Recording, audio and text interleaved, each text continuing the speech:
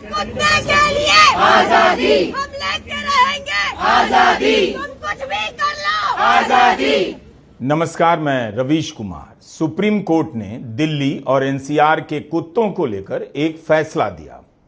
इस फैसले के खिलाफ बहुत से पशु प्रेमी सड़क पर उतर आए और विरोध करने लगे, तो लोगों का एक दूसरा तबका उन्हीं के खिलाफ हो गया। उनके मुद्दों का मजाक उड़ाने लगा और 100 तरह के मुद्दे गिनाने लगा। इस पर चुप रहे, उस पर चुप रहे, लेकिन सड़क पर उतरे तो कुत्तों के लिए। इससे पता चलता है कि जनता के अलग अलग वर्ग में एक दूसरे को लेकर कितना गुस्सा है। लेकिन क्या यह तर्क ठीक है?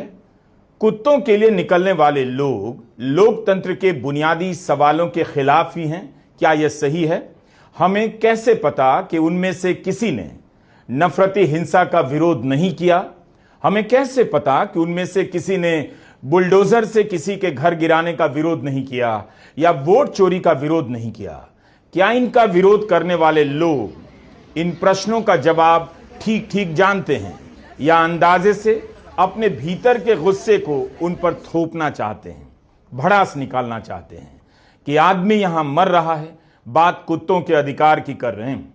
इस तरह से तो आप किसी भी मुद्दे का मजाक उड़ा सकते हैं। जो लोग कुत्तों के हक में उतरे उनकी बातें भी मुझे ठीक लग रही थी, और जो लोग इनका मजाक उड़ाने लगे उनका तरीका ठीक नहीं लगा, पैमाना ठीक नहीं लगा, लेकिन उनकी भी कई बातों में दम तो था। तो उन तर्कों को लेकर बहस होती तो कम से कम पता चलता कुत्तों को उठाकर शेल्टर होम में भेजने के फैसले का समर्थन क्यों किया जा रहा है और विरोध क्यों हो रहा है।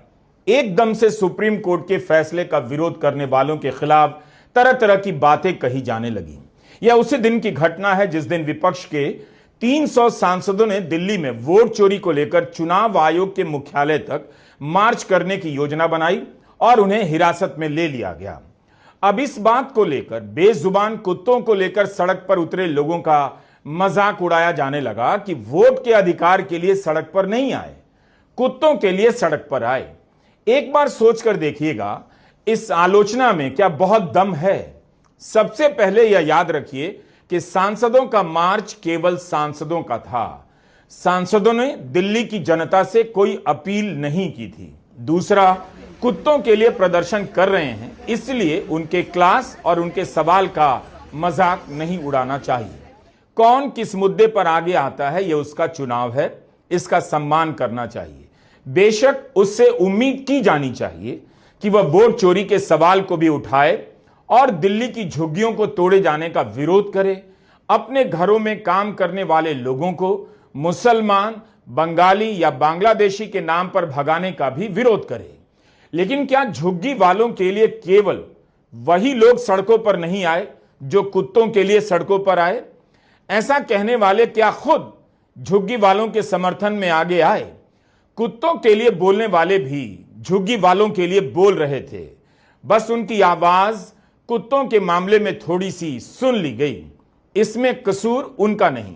शायद यही इस बहस की सार्थकता है कि दोनों तरफ से लोग एक दूसरे की कमियों को उजागर कर रहे हैं, एक दूसरे की चुप्पी की गिनती कर रहे हैं, याद दिला रहे हैं आप इस पर चुप रहे और हम इस पर चुप रहे। यह अच्छी बात है, लेकिन कुत्तों के लिए आवाज उठाना गलत बात नहीं है।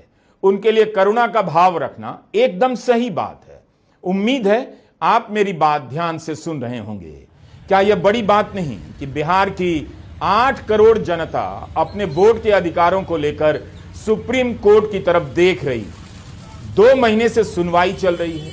हर सुनवाई में कमोबेश सेम सवालों के आसपास चर्चा घूम जाती है। लाखों लोगों के वोट का अधिकार खतरे में है। करीब 65 लाख तो ड्राफ्ट के लेवल पर ही बाहर कर दिए गए हैं।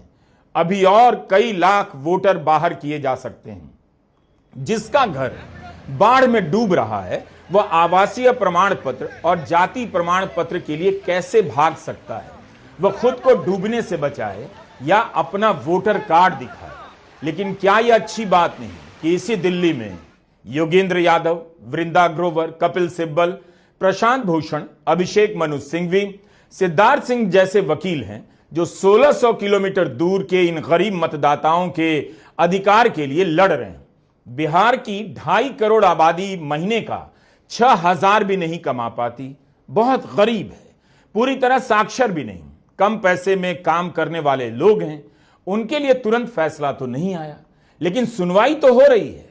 बेशक आप सुप्रीम कोर्ट से यह शिकायत कर सकते हैं, लेकिन इसे खारिज नहीं कर सकते कि सुप्रीम कोर्ट ने इतनी जल्दी कुत्ता प्रेमियों की बातों को सुना और अपने ही 2 जजों की बेंच के फैसले को 3 जजों की बेंच के सामने भेज दिया और 24 घंटे के भीतर सुनवाई तय कर दी। क्या यह खुशी की बात नहीं कि हमारी